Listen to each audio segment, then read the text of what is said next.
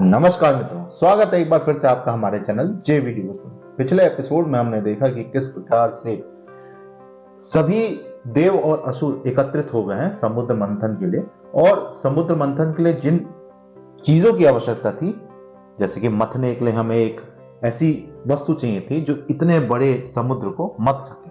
तो मंदराचल पर्वत के रूप में भगवान नारायण ने वो उपाय दिया इन लोगों को। और जब शुक्राचार्य ने पूछा कि इतने बड़ी रस्सी या बेल हम कहां से लाएंगे जिससे हम इस समुद्र को मथ सकें, तो भगवान शिव शंभु ने कहा कि आप मेरे गले के आभूषण वासुकी नाग को उपयोग में ला सकते हैं, जो कि मनचाहा आकार वो ले सकते हैं और अत्यंत शक्तिशाली है। तो अभी तो राहु का ये मंतव्य है कि हम असुर ही सफिशिएंट है, हम अपने आप कर लेंगे, देवताओं को आप बाहर ही रखिए। किस प्रकार से देव और असुर मिलकर के इस पूरे कार्यक्रम को संयोजित करेंगे, ये देखने लायक होगा। फिलहाल एपिसोड में ये किस प्रकार से आएगा, तो चलिए बिना विलंब के शुरू करते हैं एपिसोड 113 पार्ट 1। सत्य का सामने आना सरल है, परंतु सत्य को संदेह से नहीं, दूरदर्शिता और विश्वास से ही समझा जा सकता है। शनि यही सिखाते हैं कि विश्वास सबसे बड़ी शक्ति है और संदेह सबसे बड़ी दुर्बलता।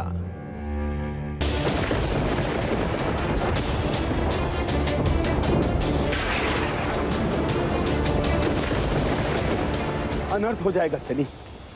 त्रिदेव की सहायता से असुर शीघ्र ही अमृत प्राप्त कर लेंगे और हम देव यहाँ खड़े खड़े अपनी ही पराजय का उत्सव देखते रहेंगे। दोष आपका है सूर्यदेव।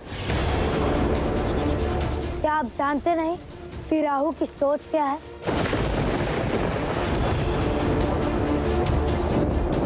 इतनी शीघ्र आपको अमृत बांटने की बात नहीं करनी चाहिए थी। सच में शनि, भूल हुई मुझसे, परंतु तुम तो राहु की सोच को भली भांति समझते हो। तो फिर तुमने देवों की ढाल का प्रबंध किए बिना राहु को शस्त्र सौंप किसे दिए? धैर्य सूर्यदेव, मैं किसी को भी उसके कर्मों से अधिक फल नहीं देता, और शीघ्र आपको भी इसका अनुमान हो जाएगा।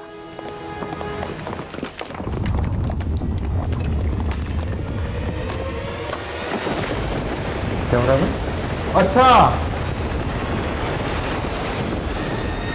पर्वत गिर रहा है, घूम नहीं पा रहा होगा ना, गोते खा कच्चा फ्रूट में अब अवतरी भाई, जैसे जैसे मांगोगे वैसे वैसे मिलेगा।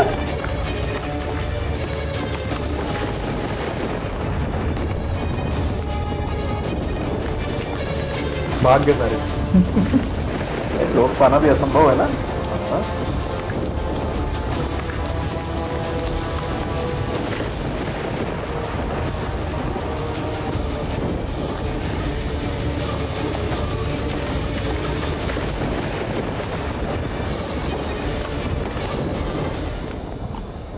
मूर्ख असुर सोचते हैं कि हम देवों की सहायता के बिना ये मंथन कर पाएंगे।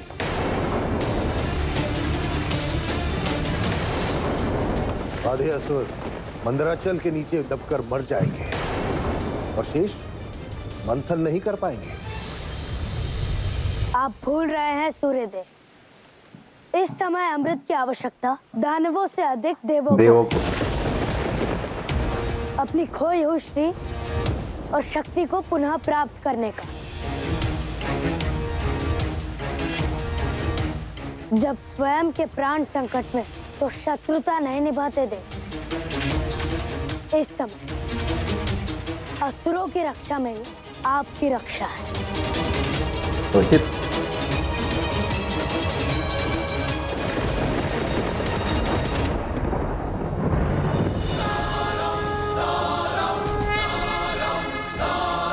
रानी देव की चाल का भौकाल भाई अलग ही है। अच्छा, सबके कपड़े उतर गए लेकिन शनि देव वैसे कैसे टिके हुए हैं। इंपॉर्टेंट है ना।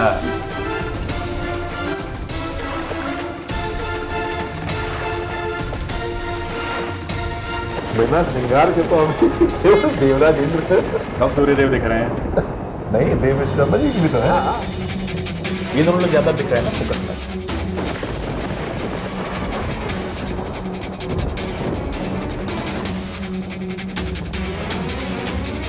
ये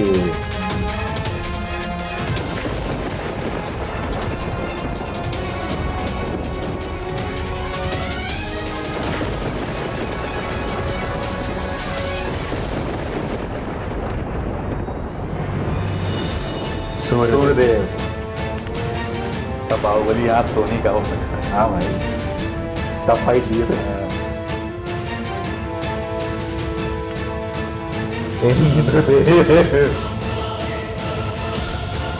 इंद्र देखो तो भाई डांस करते आ गए। धन्यवाद सर, धन्यवाद। उपकार के लिए कभी कभी शब्द ही पर्याप्त नहीं होते शुक्राचार्य। देवों के बिना ये मंथन संभव नहीं,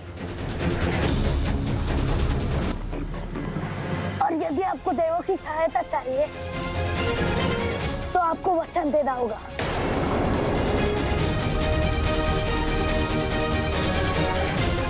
कि आप देवों से अमृत बांटेंगे। यहाँ से बनेंगे नियम। मान रहो, मान मत भूलो कि असुरों का नेतृत्व मैं कर रहा हूँ। असुर गुरु होने के नाते कि मेरा वचन है स्थली तुमसे अमृत देवों को भी बांटा जाएगा।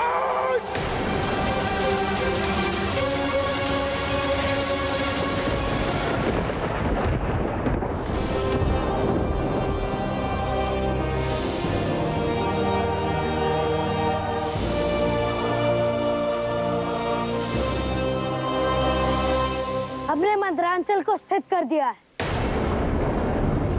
परंतु बार बार यह अपने भार के कारण गिरता रहेगा। इसलिए इसका संतुलन बनाए रखने के लिए हमें पुनः त्रिदेव की सहायता की आवश्यकता होगी। जैसे जैसे आवश्यकता वैसे वैसे होता है, वैसे वैसे उपयोग। तो देवो ज्ञात सब है, लेकिन जब तक आप अपनी इच्छा बताएंगे नहीं, उसकी आवश्यकता नहीं बताएंगे।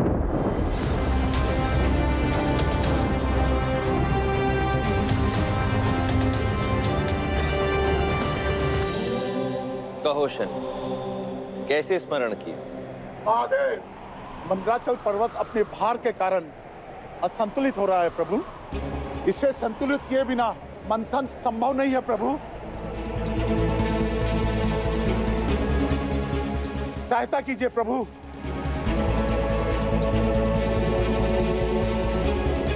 हाँ नारायण, सहायता बिना मंथन संभव नहीं।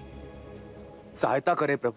हमने एक बार आपकी सहायता की, परंतु अनुभव किया कि सहायता पाते ही आप फिर से उद्दंड हो जाते हैं।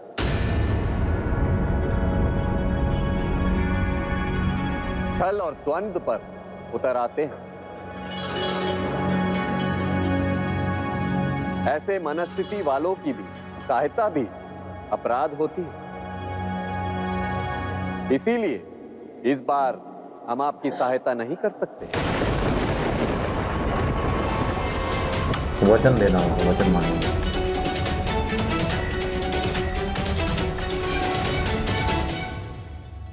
ये केवल सागर का ही मंथन नहीं है, मन का भी मंथन है नारायण। व्यक्ति भूल से ही सीखता है। हमने पहले पद में सीखा संकल्प करना, दूसरा प्रार्थना करना, और तीसरी सीढ़ी भी हम सीख चुके हैं नारायण, सहयोग। सहयोग करना। सब मिलने मिले। एक दूसरे के सहायक होकर कार्य करना। क्यों राव, सहयोग का महत्व समझ आ गया ना?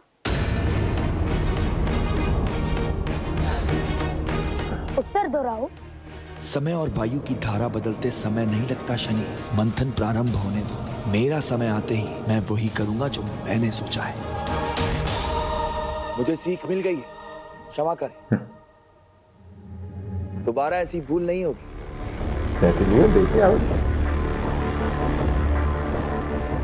जो कहा है राहु, उसे स्मरण रखना, क्योंकि दोबारा ये भूल क्षमा नहीं की जाएगी। मैं वचन देता हूं कि देव भी मंथन में भाग लेंगे और अमृत भी मिलेगा उनको।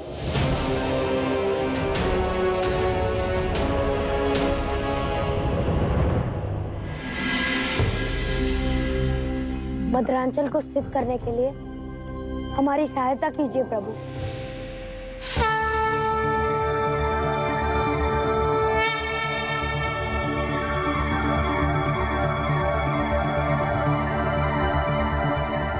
आज समस्त सृष्टि एक अद्भुत अलौकिक दृश्य की साक्षी बनेगी। महाशुभ अवसर है। सृष्टि की असंतुलन से रक्षा हेतु श्री नारायण कुर्म अवतार धारण करेंगे।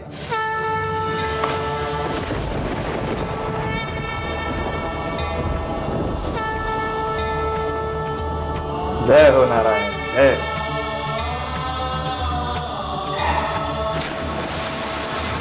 इतना इम्पोर्टेंट कैसे नहीं दिखाएंगे?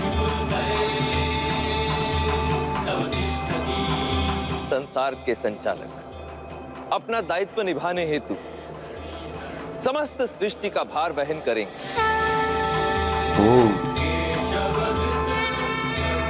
अद्भुत। हरे